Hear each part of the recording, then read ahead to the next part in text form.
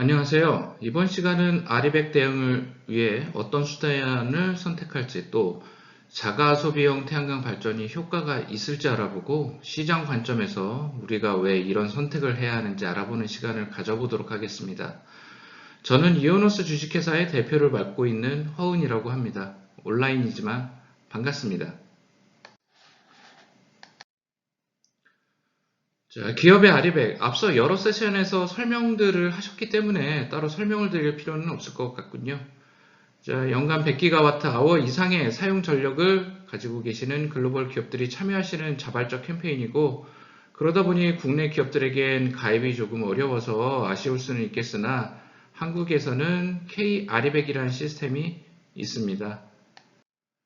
자, 그러면 왜 하는가에 대한 명제를 따지자면 ESG를 통칭되는 환경과 사회적 의무에 대한 기여, 그리고 거버넌스에 대한 새로운 동기가 주요 명분이 되겠죠.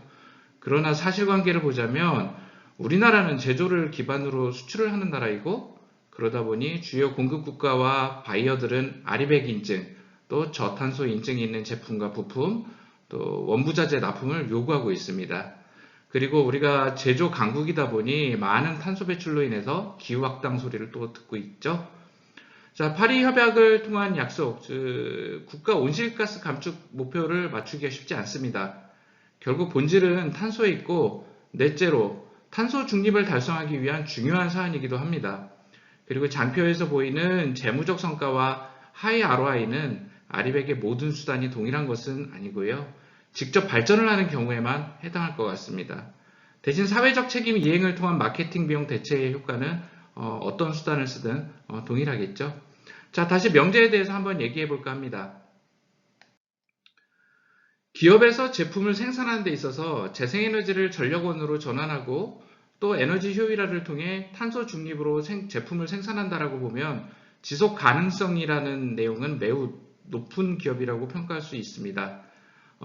지속 가능성이라 함은 저탄소 녹색 경영이란 선도적인 계획과 실행을 대내외에 선포하고 또 그 실행으로 공정과 환경 전반의 에너지 효율화 체계 이행으로 저탄소 제품을 시장에 내놓게 되고 그 결과적으로 이제 전력 비용 등 총 비용 절감을 누리시게 되겠죠.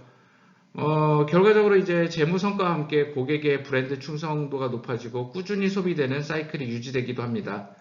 물론 기후변화에 대한 우선적인 대응을 하는 기업이 되시는 게 뭐 최종 결과가 되겠죠. 이걸 거버넌스 마케팅 또 CSR에 꼭 집어서 일일이 설명하기엔 시간이 모자랄 것 같기도 합니다. 뭐 지속 가능성 하나로 설명을 해도 충분할 것 같기도 합니다. 자, 우리 한 예를 볼까요? 우리 아리백에 관심이 많으신 분들이 보시고 계실 테니까 이미 아시고 계시겠지만 아리백을 몸소 실천한 첫 사례입니다. 처음으로 우리가 마시는 맥주 한 병이 온실가스를 줄입니다. 줄일 수 있는 게 아니고 진짜로 줄입니다. 자, 물론 지구를 구하기 위해서 너무 많이 마시면 안 되겠지만 이 태양광 설비로 무려 누적해서 16만 톤의 이산화탄소를 감축할 수 있습니다. 이런 한 줄의 메시지가 기업을 나타내고 또 소비자들을 움직일 수 있습니다. 뭐 다른 예로는 의류 브랜드인 뭐 파타고니아가 있을 수 있겠죠. 많은 부분들에서 의식이 많이 바뀌고 있고 이제 이 젊은 층들, 특히 학생들의 경우에도 우리가 굳이 그레타 툰베리를 얘기하지 않더라도 이제 젊은 친구들이나 아니면 이제 어린 학생들도 환경 부분에 대해서 많은 의식들이 개선되고 있음을 좀 알 수 있습니다. 자, 환경 규제 부분에 대해서 또 한번 보겠습니다. 자, 자동차 산업계 쪽에서 한번 시작을 해볼게요. 우리나라 제조업의 근간 중 하나죠. 정말 수만 가지 부품과 원부자재들이 있고, 이쪽에 종사하시는 이제 산업이 굉장히 저변이 넓죠. 이 자동차 산업만 놓고 보면은 지금까지는 이제 기업 평균 연비 표준 제도라는 게 있어서 완성차 기준으로 차 연비를 가지고 탄소 배출량을 산정하고 거기에 맞춰 과징금을 물리는 시스템입니다. 그러니까 이제 유럽의 올해 CO2 배출 기준은 킬로미터당 95g이 넘으면 안 되는 그런 기준인 거죠. 차량 연비를 가지고 이제 따지고 우리가 차량 카탈로그를 보면은 자동차별로 이 차는 지금 킬로미터당 몇 그램의 CO2가 배출이 된다라는 게 지금 다 표시가 되고 있습니다. 기준에서 1g이 넘으면 차 한 대당 1g당 95유로씩 과징금을 이제 징수하게 되는데요. 미국은 EPA에서 이제 카페 규정이 있습니다. 원래 2021년부터 2026년까지 기준이 116g이었었는데 이게 트럼프 대통령이 당선되면서 136g으로 완화했었죠. 뭐 파리 협약도 탈퇴하시는 분이니까 뭐 그럴 수 있습니다. 근데 이번에 바이든 대통령이 되면서 이거 아마 다시 원복해서 올해부터 110g 정도로 될 것 같습니다. 그리고 또 2025년이면 유럽 기준으로 68g까지 내려갈 예정입니다. 자, 오른쪽 아래 2020년 자동차 회사별 CO2 배출량을 한번 볼까요? 자, 뭐 현대기아차를 보시면은 이제 106.7g을 달성을 했습니다. 그 작년 기준이 몇 g이었었냐면은 이제 승용차 기준에서 105g이었었습니다. 겨우 이제 뭐 1.7g 초과했었는데 대단합니다. 뭐 현대 기아차에서 이제 그 전기차 코나나 그리고 이제 니로를 만들고 있죠. 굉장히 열심히 전기차로 전동화를 많이 해서 이런 결과가 좀 많이 나왔고, 뭐 하이브리드 차도 굉장히 많이 만들고 있죠. 뭐 노력을 굉장히 했는데 사실상 이제 2019년도에는 현대차가 126g이었었습니다. 그럼 126g에서 1년 만에 106.7g을 했으니까 대단한 성과를 낸 겁니다. 그럼 이제 8등, 9등, 10등, 11등을 한번 보세요. 폭스바겐, BMW, 벤츠, 제규어 랜드로버. 상상을 초월할 정도로 이제 달성을 못하고 있습니다. 그럼 제가 이 페이지에서 올해 설명을 하는 이유를 한번 볼게요. 자, 아까 말씀드린 대로 이제 2020년 승용차 기준이 이제 105g인데, 현대기아차는 이제 겨우 1.67g을 이제 넘었으니, 요거 95유로를 과징금을 계산을 해보면은 차 한 대당 156.75유로를 내셔야 되는데, 대략 한 100만 대 정도 수출하신 것 같아요. 그러면은 과징금을 한 2,100억 원 정도를 내셔야 됩니다. 굉장히 적게 내시는 거죠. 근데 그 밑에 있는 이제 그 BMW나 벤츠나 제규어들은 뭐 사실상 조 단위 이상의 과징금을 내야 되는 거죠. 근데 이게 또 끝이 아닙니다. 자, 밑에 LCA라고 이제 그 정과정 평가에 대해서 표기를 했는데, 이게 원재료서부터 가공, 부품, 그 모든 생산 과정에서 발생하는 환경 부하를 평가하는 방식입니다. 이제 부품을 생산할 때, 이거는 탄소가 얼만큼 발생했어 라는 것들을 기준을 가지고 이제 뭐 총량 평가를 하는 거죠. 자, 이 기준은 이제 2025년서부터 적용하게 됩니다. 결국에는 나중에 이제 우리 이 테일만 가지고 얘기하는 게 아니라 그 전 부품 회사들한테 다 해당하게 되는 거죠. 그럼 이제 규제에 의해서 우리 고객이었었던 저 하위 랭커들, 실제로 우리나라 부품 회사들은 저 뭐 BMW나 벤츠나 제규어 랜드로버에 많은 납품을 하고 있습니다. 이 조달 조건이 아리백이 될 수밖에 없게 된 거죠. 게다가 우리가 이제 자동차 업계뿐만이 아니라 뭐 다른 산업군도 마찬가지로 뭐 우리가 아리백을 이미 다 공부를 하셨겠지만 이미 아리백을 완수한 기업들, 애플이나 뭐 다른 기업들도 이제 그 납품 기업들에게 아리백을 계속 요구하고 있는 사항들입니다. 자, 이번 페이지에서는 아리백 이행 수단에 대해서 이제 뭐 잠깐 설명을 드리겠는데, 그 5가지가 발표되어 있고 이미 일부 상이한 부분들은 있지만 글로벌하게 사용되는 스킴들이기 때문에 뭐 다를 건 없습니다. 뭐 앞에서 많이 설명들을 해주셨기 때문에 지금 저희는 이 중에서 지금 쓸 수 있는 부분, 이제 인증서 구매나 제3자 PPA는 좀 더 완성이 돼야 돼서 지금 사실상 쓸 수 있는 건 녹색 프리미엄제, 그리고 지분 투자, 자가 발전, 이 3가지인데, 저희는 이제 뭐 제3자 PPA를 굉장히 기대를 하고 있지만 좀 더 시간이 더 필요할 것 같고, 저희는 이제 조금 집중하고 있는 부분은 이제 자가 발전과 지분 투자 부분입니다. 이 부분에 대해서 조금 자세히 설명을 드리고자 합니다. 자, 좀 실용성에 대해서 수평적으로 펼쳐놓고 설명을 좀 드려보고자 합니다. 좀 쉽게 설명하려고 해봤는데요. 또 막상 또 복잡하네요. 자, 크게 왼쪽은 인증서 구매 방식에 좀 해당이 되고요. 오른쪽은 자가발전 방식에 좀 해당이 되겠습니다. 비교하자면 왼쪽은 구글이 선호하는 방식이고 오른쪽은 이제 애플이 선호하는 방식이죠. 뭐 애플은 뭐 나는 어쨌든 직접 짓든지 뭐 직접 전력을 사든지 내 손으로 해야겠어 라는 이제 뭐 실천적인 방법을 선택하시는 거고, 구글은 뭐 내가 직접 지으면 좋고 가까우면은 직접 사겠지만 뭐 이게 쉽지는 않잖아. 누가 만들면 어쨌든 그거를 정산하는 방법을 하겠어. 뭐 합리적으로 정산하면 되지. 그래서 나는 REC를 사서 일단 그 부분을 소각하고 정산할게. 잘 관리할 수 있어. 라고 합리적인 방법을 사용하는 거죠. 이렇게 크게 두 가지 방법으로 나눌 수 있겠습니다. 실제 이제 아리백의 조달 방법도 REC가 가장 현실적이고 이제 뭐 편리한 방법으로 대부분의 방법으로 쓰이고 있겠죠. 실제로 이제 자가 발전하고 직접 발전소를 짓는 비중은 그렇게 생각보다 크지는 않습니다. 뭐 잘 아시겠지만 내 공장에다 직접 짓는다고 하거나 옆에 부지에 발전소를 짓는다는 게 여건이 그렇게 쉽지는 않습니다.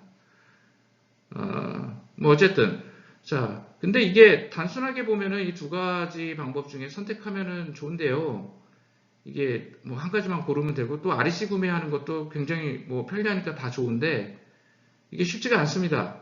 이게 한국만의 특수성이 있습니다. 첫 번째가 한국의 ETS 시장이 강제성을 띠고 있습니다. 해외와는 다르게. 또 하나는 한국의 REC가 해외와는 다르게 완벽히 클린하지는 않습니다. 그 재생에너지로만 구성이 되어야 되는데 아시다시피 이제 신에너지와 또 뭐 이제 아직 그 온실가스 저감 방법론이 확정되지 않은 이제 ESS 같은 것들이 좀 들어있죠. 그리고 경계가 모호한 그런 발전원들이 좀 들어있는 것들이 좀 있습니다. 자, 또 근본적으로 온실가스 배출권하고 REC는 좀 동등해야 되는데요. 이게 글로벌 관점에서는 조금 안 맞는 것들이 있습니다. 그래서 결국에는 이제 제3자 PPA 같은 경우도 이제 관련 법인 전기사업법이 좀 개정이 정비가 돼야 되고, 그리고 이 온실가스 배출권 관련돼서도 이제 REC하고 정산 방법이 완전히 정립되는 시점이 되기에는 시간이 필요하기 때문에 제가 이제 회색 화살표로 좀 표시를 했습니다. 자, 그래서 어쨌든 국내에서는 이제 K-REBAC이라는 시스템에서 다 통합이 되어 있기 때문에 이제 글로벌 REBAC을 빼놓고는 이제 뭐 다 합리적인 방법이라고 하겠습니다. 자, 우선 그 REBAC 그 실행 고객이 온실가스 할당 대상 기업이거나 목표 관리제 대상 기업이냐 아니냐에 따라서 선택지가 많이 달라집니다. 하단에 조금 이제 뭐 제가 좀 이게 딱 이렇다라고 표시하기는 좀 곤란하지만 대체적으로 좀 업종별로 이런 식으로 좀 구분할 수 있겠다라고 해서 제가 좀 섹터를 나눠놨는데요. 아까 전에도 이제 한국 온실가스 시장의 특수성이 강제성이 있다라고 잠깐 말씀드렸는데, 이쪽 이제 목표관리제나 이제 할당 기업들에 대해서는 온실가스 배출권이 굉장히 중요하다 보니까 아무래도 이제 무상할당 여유가 있는 기업이라면 무관하겠지만 대개 선택지는 기본적으로 자가발전 형태를 취하셔서 온실가스 배출권을 확보하시는 전략이 맞겠습니다. 특히나 또 수출이 대부분인 기업에서는 글로벌 스탠다드를 따라가는 것이 중요하기 때문에 자가발전을 통한 전력과 온실가스 배출권 확보 전략이 가장 이상적이라고 판단이 됩니다. 또 생산량 인증 자체를 한국에너지공단에서 하는 것이라 더할 나위 없이 좋겠죠. 자, 자가발전 세 가지는 자가용 전기 설비로 직접 전력 사용을 하시고 또 온실가스 배출권을 확보하는 방안이 있고요. 다른 방법으로는 기존 사업용 발전 설비로 허가를 하셔서 전력은 이제 뭐 판매를 하시고 따로 전력을 또 구매를 하신 다음에 이제 REC를 확보하고 그 REC를 다시 또 온실가스 배출권으로 전환하는 방식이 있겠습니다. 뭐 상황에 맞춰서 이제 결정을 하셔야 되겠지만 저의 생각에는 굳이 후자를 할 이유는 좀 메리트는 많이 떨어진다라고 좀 판단하고 있습니다. 그리고 저희같이 이제 작은 기업이나 이제 뭐 소매나 서비스업 형태의 공장을 가지고 있지 않은 이제 빌딩 내 임차 입주 기업들, 우리는 아리백을 달성하겠어. 우리는 굉장히 사회적 기업이고 이런 기여를 해야 되겠어. 라고 했을 때 가장 이상적인 수단은 이제 녹색 프리미엄이라고 보고 있습니다. 녹색 프리미엄은 사실상 온실가스 배출권은 확보를 하실 수는 없습니다. 다만 이제 이 명분이나 마케팅적인 효과는 충분히 누리실 수 있을 거라고 보죠. 다만 지금 초기라서 입찰 방식은 좀 다소 바뀌어야 되겠지만 어쨌든 뭐 지속적인 수수료를 내면서 우리가 청정 기업이다라고 이제 표현하는 데는 뭐 충분하리라고 보고 있습니다. 자, 여기 뭐 이번 페이지에서도 또 시간을 또 많이 썼는데, 자, 저희 사업 방식에 대해서 조금 설명을 좀 드리도록 해볼까요? 저희가 이제 일반 사업용 태양광 발전소와 이제 아리백 태양광 발전소에 대해서 잠깐 비교를 설명을 드릴게요. 기존 상업용 태양광 발전소하고 이제 가장 큰 차이가 이제 많은 분들이 아직 이 자가용 태양광 발전소는 돈이 안 되는데 왜 해? 라고 하시는 분들이 아주 많습니다. 그도 그럴 것이 이 상업용 발전소 그리고 발전 사업용 같은 경우에는 이제 S&P하고 REC를 판매하는 수익이 아직은 이제 S&P가 많이 떨어지고 뭐 REC가 떨어졌다 하더라도 20년 장기 계약을 통해서 아직 한 약 160원 정도의 그 수익은 이제 확보는 됩니다. 뭐 고정적인 수익이니까 굉장히 안정적이겠죠. 물론 이제 가중치는 약 1.5를 전제를 했을 때 얘기고요. 근데 이 발전소를 하기 위해서는 한 가지 전제 조건이 있습니다. 인허가와 개통 연계가 돼야 된다는 전제가 있고 여기에는 1년 이상의 인허가와 개통 연계에 대한 그 시간이 필요하다라는 그 문제가 있습니다. 그래서 즉시성이 없죠. 그리고 여기에 들어가는 비용이 의외로 기다리는 시간과 여러 가지 이 인허가 활동에 들어가는 비용이 약 보통 메가와트당 한 3억 원 정도로 판단이 되고 있습니다. 근데 이제 아리백용 자가용 태양광 발전소 같은 경우에는 설비 자체도 이런 사업용 전기 설비가 아니라 이제 자가용 전기 설비이기 때문에 공사계획 신고와 사용전 검사만으로 끝나고 한전의 배전선로를 따로 신청하지 않기 때문에요. 이제 공사만 사실상 하면 돼서 시간이 걸리질 않습니다. 인허가에 시간이 소요가 되지 않죠. 그래서 6개월 이내에 준공까지 끝내고 이제 발전을 개시할 수 있다는 게 굉장히 장점입니다.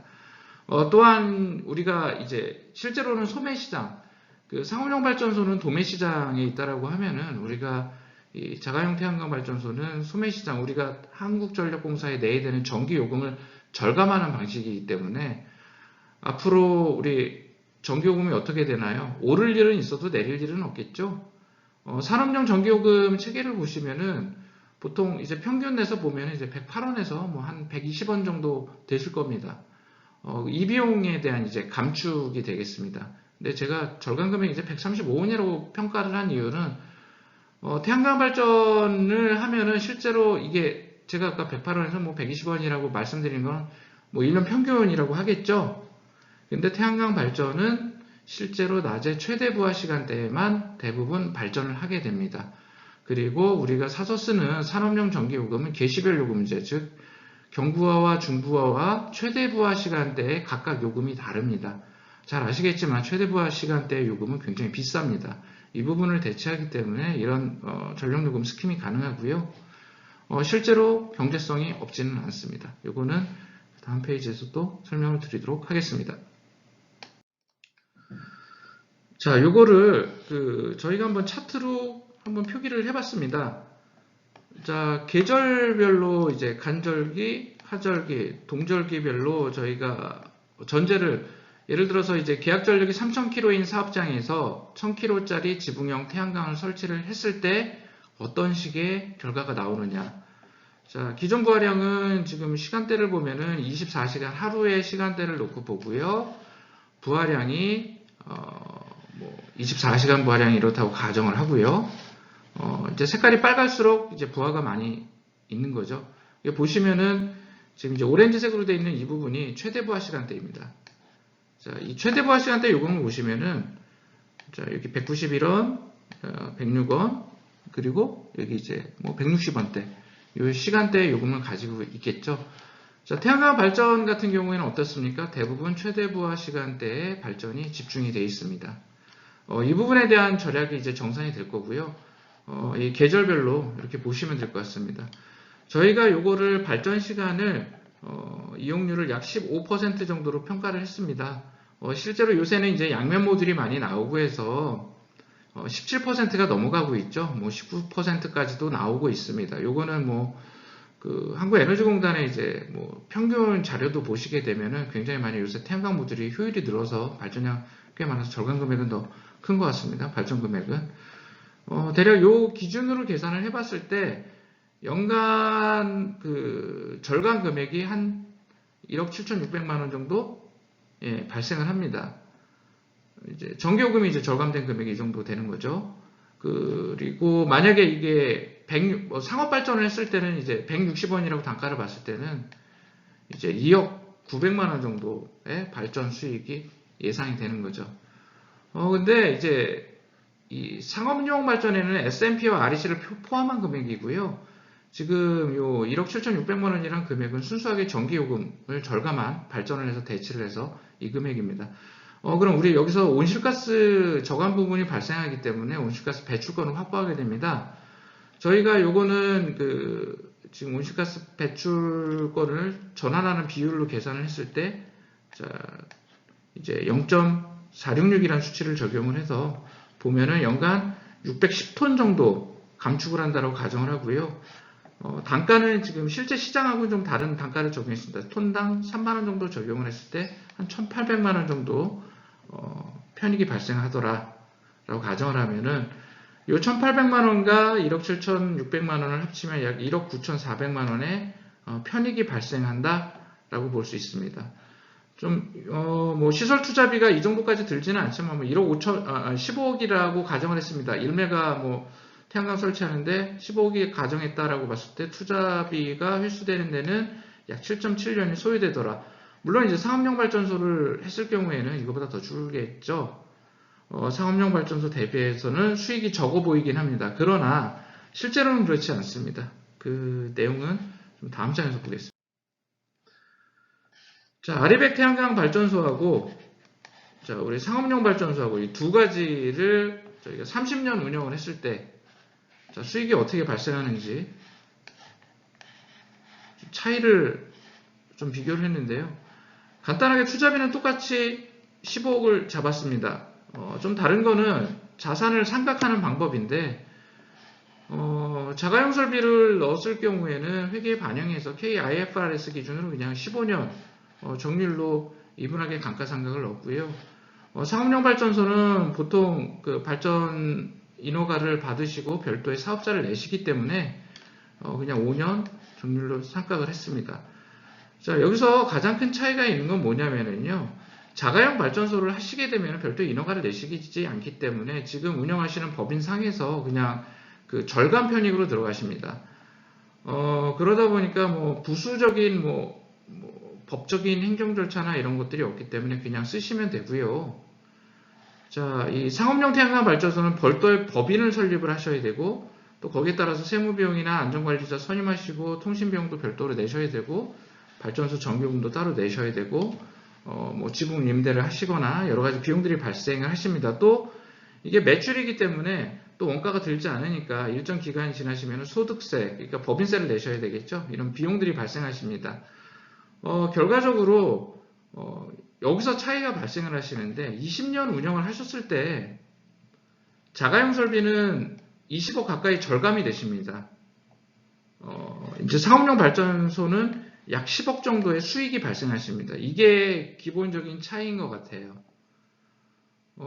이걸 놓고 봤을 때 과연 이게 어떤 게 더 이익이다라고 판단하시는 건 이제 재량껏 판단하시면 좋을 것 같고요. 20년이 지난 후에는 이제 REC는 끝나기 때문에 30년 차 운영을 했을 때는 여기에 대한 편익과 수익은 더 많이 벌어지게 될 거라고 봅니다. 그래서 결코 자가용 태양광 설비가 수익이 낮다라고 보기는 굉장히 어렵다라는 게 저희 판단이고 저희가 기업들에게 제안드리는 내용들입니다. 그래서 이 아리백을 통한 우리가 넷제로를 하는 행위 자체가 실제로 재무적인 이익이 상당히 있습니다. 이 부분을 좀 감안을 해주시는 게 이제 좋을 것 같습니다. 자, 저희가 이제 보통 이제 시장에서 기업분들한테 이제 제안하는 내용인데요.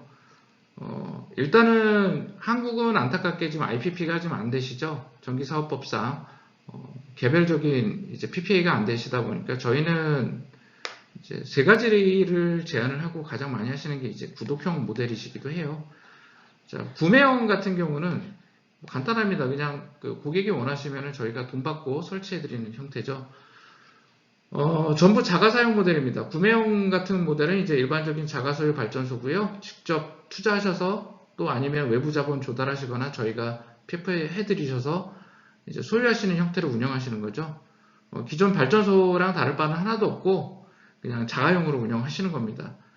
그리고 실제로 이제 할당 매출권을 받으셔서 온실가스를 저감하시는 게 이제 주된 형태고 아까 보신 것과 같이 실제 사업비는 생각보다 그렇게 많이 들지는 않기 때문에 IRR 자체는 굉장히 좋습니다.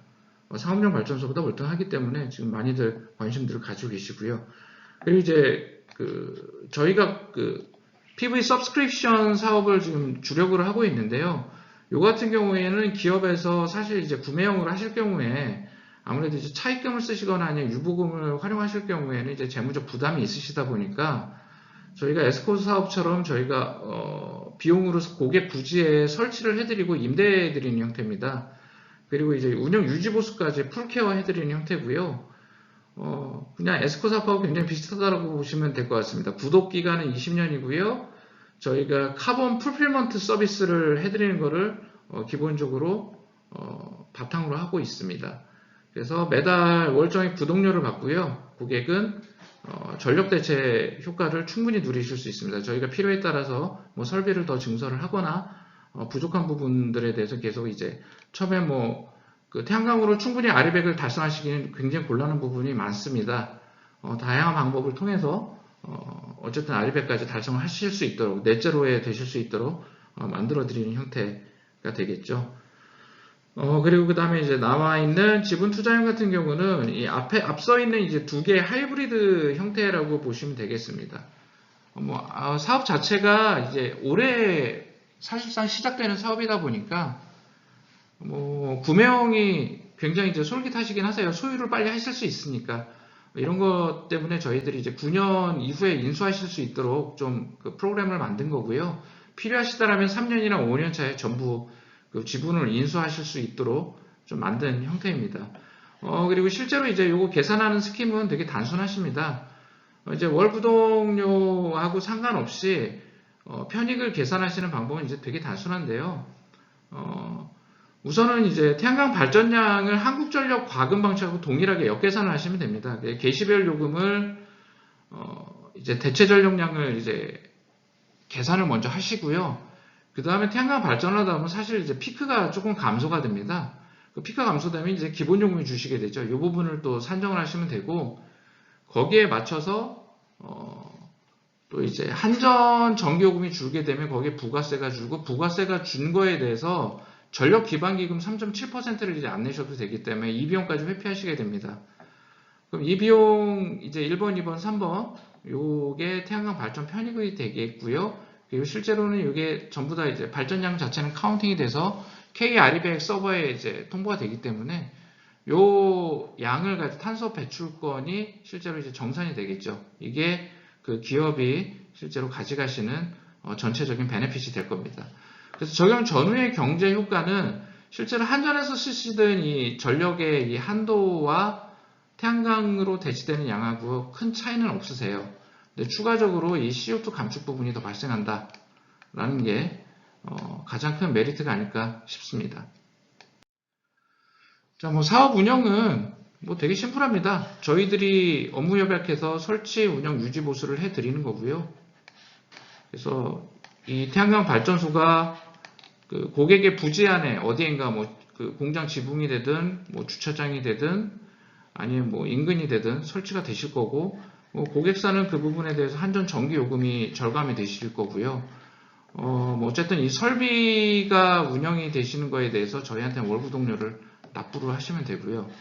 저희들은 이거 운영에 대한 내용에 대해서 에너지공단의 아리백, K-아리백 서버에 이제 제공이 되면은 이 부분에 대해서는 인증을 하실 거고, 이게 CDP에 뭐 이제 등록을 하실 거고요. 저희는 또 여기에 맞춰서 온실가스 배출권을 또 고객사에다 이제 공급을 해드리게 될 거고요. 마찬가지로 이제 CDP에 아리백 회원사가 등록되는 해당 기업이 될 경우에 저희가 이제 CDP에 등록이 되고, 마찬가지로 보고는 이제 한국에너지공단을 통해서 실적 등록이 보고가 되는 형태가 될 겁니다. 이외에 다른 프로그램들에 대해서는 저희가 아까 전에 말씀드렸듯이 이제 카본 풀플먼트 서비스를 통해서 여러 가지 사업들을 지원을 해드리게 됩니다. 다음을 보겠습니다. 저희가 이제 최종적으로 보여드리고 싶은 거는 이 이후의 서비스들을 어떻게 할 것인가인데요. 한 예를 들겠습니다. A 공장의 사례를 보면은 태양광 설치 용량은 3,000kW입니다. 여기 공장이 연간 전기요금을 40억 정도 쓰고 계시고요. 실제로 전력 사용량은 이제 3만 메가와트 정도 쓰고 계십니다. 저희가 3,000kW짜리 태양광을 설치하시게 되면은 발전량은 약 이제 4,000메가와트 정도 되시고, 전력 비용은 회피를 약 14% 정도 전력 비용을 절감을 하시고, 뭐 연간 전기요금 자체는 약 뭐 이제 얼마인가요? 5억 6,100만 원 정도 이제 줄이시겠죠. 재생에너지 전환율이 13.9%입니다. 온실가스는 약 이제 얼마인가요? 이게 1940톤 정도가 연간 줄게 되죠. 안타깝게도 20%를 충족을 못했어요. 그래서 이제 KR이 20 인증을 못 받게 되시는데요.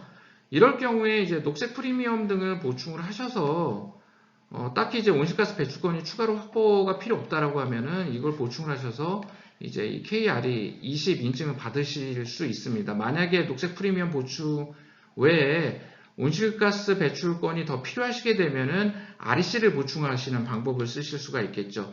그래서 이게 로드맵상으로는 단기 로드맵하고 중장기 로드맵으로 좀 놓고 보셔야 되는데요. 여기서 이제 자체 부지를 활용한 자가 발전이 이제 단기 로드맵에 해당이 될 거고, 이제 중장기 로드맵으로는 지분 투자와 제3자 PPA를 좀 놓고 보셔야 될 겁니다. 단기에서 볼 수 있는 가장 좋은 거는 자체 부지 자가 발전과 녹색 프리미엄 보충 그리고 REC 구매가 될 거라고 좀 생각을 하고는 있고요. 제3자 PPA는 사실상 이제 부지를 확보를 하거나 아니면 다른 외부 발전소들을 확보를 하고 또 그 계약 과정들이 있기 때문에 시간이 그렇게 빠르게 되지는 않을 것 같습니다. 또한 제3자 PPA는 이제 대규모 기업들이나 대형 발전소들과 진행을 해야 돼서 시간이 좀 오래 걸릴 수도 있다라는 게 이제 저희 생각이고, 대신 이제 우리가 이 활동을 하는 가장 큰 이유는 넷제로를 위해서 하는 거기 때문에 이 과정 중에는 ESS나 이제 DR, 그 다음에 뭐 FMS 등을 이용해서 여러 가지 효율화를 통해서 우리가 추가적인 활동은 좀 해야 된다라고 좀 보고 있습니다. 자, 이 부분에 대해서 또 설명을 드리겠습니다. 자, 실제로 이 A 공장이 뭐 여기 잠깐 앞에 나왔었던 내용을 또 똑같이 표로 보여드렸습니다만은 태양광을 설치를 했을 때 일부하에서 어떤 식으로 이 전력량 패턴이 발생을 하냐면 이 패턴을 좀 보시면 되겠습니다. 자, 녹색 부분이 우리의 패턴 변화인데요.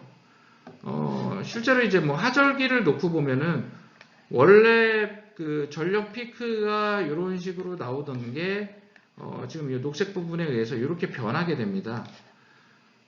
피크가 어느 정도 줄어요. 결국에는 우리가 이제 국가 전력망 전체를 봤을 때는 주간에 발전하는 이제 뭐 가스터빈이라든지 화력 발전 부분, 그러니까 이제 포실 퓨얼들이 들어가는 부분들이 굉장히 많이 줄겠죠. 그래서 궁극적으로는 이제 CO2 발전이 줄 수밖에 없는 상황이 되는데요. 여기서 이제 넷제로를 달성하기 위해서 조금 더 여기 뭔가가 필요하다라고 볼 수가 있겠습니다. 여기에 그 ESS를 적용하면 어떻게 될까를 우리가 생각해 볼 수 있습니다. 한전 요금 체계에서 보면은요, 우리가 그 기본 요금을 절감하는 부분을 좀 잠깐 설명을 드릴게요. 제가 조금 시간이 조금 많이 지체를 하다 보니까 좀 말이 좀 빨라지고 좀 정신이 없어지는데, 자, 기존 전력 피크가 여기 정도 걸렸다라면은 태양광 발전을 하게 되면 전력 피크가 한 요 정도에서 약 전력 피크가 한 800km 정도 줄게 됩니다. 사실은 이제 왜 3,000km 태양 가는데 800km밖에 안 주냐라고 생각하실 수 있는데요.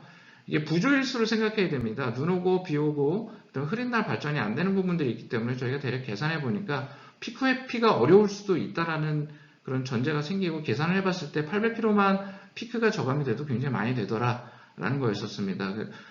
이 피크를 회피를 하게 되면은 실제로 그 전력 요금에서 그 한전화연 요금제에서의 기본 요금이 좀 줄게 됩니다. 한전 요금 체계에서 기본 요금은요. 지금 월에서 과거 12개월 중에 간절기와 경부하 시간대를 제외한 최대 전력량을 기준으로 이제 부과가 되는데요. 요 그 피크량을 줄이게 되면은 기본 요금이 좀 많이 줄어요. 이 부분에 대한 금액이 굉장히 크거든요. 근데 만약에 여기 ESS를 적용해서 요 그 부조일에 안 된 부분을 벌충할 수 있다라고 하면은 상당히 많은 부분에 전력 피크를 줄일 수가 있습니다. 요거가 사실상 ESS가 가장 정상적으로 동작하는 그 신재생에너지, 신재생이 아니죠. 예, 재생에너지 연경으로 활용할 수 있는 좋은 방안이라고 보실 수가 있겠습니다. 그래서 ESS 적용 시 부조 시간대 피크 적용과 부하 이동을 통해서 추가적인 에너지 효율화 탄소 중립 달성이 가능하다라는 게 이제 저희의 주장이고요. 자, 실제로 경부하 시간대에 56원이라는 요금을 가지고 ESS에 저장을 해서 주간 시간대에 태양광과 같이 방전을 하고 이 피크를 줄여서 그 기본 요금을 줄일 수가 있습니다. ESS는 이제 부하 이동을 통해서 편입도 가져가고 피크 저감을 통해서 기본 요금을 더 줄이기 때문에 실제로 저희가 계산을 해보면 기존에 그 피크 요금제 그 인센티브에 의해서만큼은 수익성이 나오지는 않습니다만 그래도 투자비 회수 기간은 8년 이내에는 들어옵니다. 지금 이 사업장 같은 경우에는 약 2메가 출력의 PCS와 약 6메가와트시의 그 배터리를 이용을 해서 충분히 경제성이 나오는 사업장이 되겠습니다. 물론 이제 어떠한 이제 뭐 REC 요금제라든지 그런 그 한전 요금제 없이 좀 사업성이 나왔고요. 이런 말씀을 드리면 이제 되게 또 싫어하시는 분들도 계실 것 같은데 이제 보조금 없이 사업을 해야 되는 상황이니까요. 그거 외에도 저희가 지금 뭐 작년 12월이죠. 산업부에서 이제 분산에너지 활성화 로드맵에 대한 발표를 해주셨습니다. 그래서 송배전 및 변동성 편익에 기여하는 재생에너지 연계 ESS 분산 편익에 대해서 지원 예정이다. 또 잉여 전력 해소를 위한 신규 유연성 자원 개발 및 도입 예정이다. 물론 이런 것들은요, 그 해당 수용가들이 위치한 지역이나 아니면 그 수용가의 특징에 따라서 좀 다 다를 수는 있습니다만 이미 발표를 한 내용이기 때문에 지금 당장은 아니더라도 이런 제도들이 도입이 되면 추가적으로 또 수익이 올라갈 거라고 보고 있습니다. 이거 외에도 또 ESS 관련돼서 온실가스 저감에 대한 표준이 제정이 이미 3년 전서부터 준비가 되고 있었죠. 그 IC 629334200에 보면은 뭐 사실 이제 뭐 TC120의 이제 워킹 그룹을 이제 한국에서 또 만드셔가지고 계속 진행을 하고 계셨었고 원래는 작년에 발표를 하신다 그러셨다가 뭐 코로나 때문에 좀 잘 안 된 것 같습니다만 올해 정도는 발표에 대한 기대를 하고 있습니다. 그래서 실제로 이제 부하 이동에 대해서 온실가스 저감 편익이라든지 피크 저감에 대해서 그 온실가스 저감 편익에 대한 부분들이 나오게 되면 우리가 ESS를 활용해서 추가적으로 온실가스 감축에 대한 수익을 충분히 가져갈 수 있을 거라고 보고 있습니다. 자, 오른쪽 그래프는 우리가 24시간 운영을 하고 있는 이제 공장에 대해서 피크 감축에 대한 편익에 대해서 설명을 드렸고요. 뭐 최악의 경우에 대한 ESS 입장에서는 최악의 컨디션에 대해서 설명을 드린 거고요. 사실상 주간만 운영하는 공장에 대해서는 요 하단에 있는 요 차트를 좀 보시면 좋겠습니다. 사실 이렇게 되면은 여기 보시면은 지금 약간 볼록볼록하게 나온 게 ESS만 돌렸을 때 피크 저감 형태예요. 굉장히 효과가 있습니다. 보조금 사실 없어도 ESS 활용해서 충분히 효과를 얻으실 수 있고요. 여기 태양광이 들어가면은 더 금상첨화겠죠. 예. 뭐 여러 가지 아직 지금 우리나라에서는 좀 뭐 많은 화재나 그 이후에 여러 가지 조치가 돼서 좀 아직 뭐 시장이 활성화는 안 되고 있으나 좀 뭐 ESS 설비에 대한 가격도 많이 내려가고 있고 여러 가지 또 이제 그 태양광과 연계해서 또 아리백이라는 사업과 또 넷제로에 대한 여러 가지 또 안들이 나오고 있기 때문에 같이 활용하는 게 굉장히 좋은 안이라고 좀 보고 있습니다. 그리고 마지막으로 말씀을 안 드렸는데요. 그 태양광 단 하나 그리고 ESS 단 하나 이렇게만 놓고 보면은 사실상 편익을 만들기 어렵습니다. 그런데 여기에 FAMS라는 게 같이 결부가 되면 플러스 DR서부터 시작해서 여러 가지 같이 사업성이 시너지가 굉장히 많이 늘어납니다. 기존 단순히 공장 관리뿐만이 아니라요, 이 온실가스 규제 대응에 대해서 마침 우리가 이제 역발상을 해야 되는데 아까 제가 서론에 말씀드린 한국은 ETS 시장이 강제성이 있다고 잠깐 말씀드려서 좀 다르다라고 말씀드렸는데 이 덕에 이 부분에서 오히려 우리가 넷제로에 대한 그 활동, 탄소 중립에 대한 활동을 통해서 추가적인 편익이 굉장히 많이 발생을 합니다. 근데 FAMS가 없으면 사실상 불가능해요. 우리가 이 FAMS를 같이 활용을 해서 ESS가 같이 들어가면은 굉장히 능동적으로 예를 들어서 이 DR 감축에 최적화된 RRMS를 만들어서 효과적으로 또 국가 정책에 맞춘 이 온실가스 저감 방법론을 또 다 통합을 해서 운영을 할 수도 있고요. 굉장히 그 빠른 그 손익분기점에 다다를 수 있는 방법을 찾을 수가 있습니다. 그래서 그 시작은 저는 아리100이라고 보고 있습니다. 그래서 제로에너지 팩토리도 보다도 빨리 구현을 할 수 있고 결과적으로는 우리가 ESG를 가는 길이 우리가 도대체 ESG가 뭐야 좀 더 이게 좀 추상적이지 않나라고 얘기를 하는데요. 그 결과적으로는 이제 어떤 식으로 거버넌스에 이익이 될 것인가라는 거는 결국에는 이제 돈으로 보여줄 수가 있게 되겠죠. 뭐 저희가 그 실제로 이제 많은 사업장을 방문을 해보면 이제 대부분 이제 중견기업 이상의 이제 대기업이겠지만 의외로 FAMS 통합이 잘 안 되는 경우가 많습니다. 물론 당연할 수밖에 없는 게 24시간 이제 쉬지 않고 온라인으로 돌아가고 있기 때문에 이런 설비들을 다 통합하기가 여간 쉽지는 않습니다. 왜냐하면은 얘네들을 세우거나 잠깐 공정을 전환을 해야 되거나 이런 이슈들이 있기 때문에 쉽지 않습니다. 하지만 이 부분에 대해서는요, 누군가의 디시전이 반드시 필요하기는 합니다. 지금 이 상태로 계속 갈 것이냐, 아니면 누군가 판단을 하고 한번 결정을 하고 전환을 할 것이냐, 이 부분이 가장 클 것 같습니다. 이게 앞으로 우리가 이 sustainability, 그러니까 이 지속 가능성에 대한 결정이 될 것 같고요. 거기에 대한 시작은 우리가 아리백을 시작을 할 거냐, 이 부분에 대한 판단일 거라고 생각합니다. 자, 오늘 저희 발표는 여기까지 하겠습니다. 감사합니다.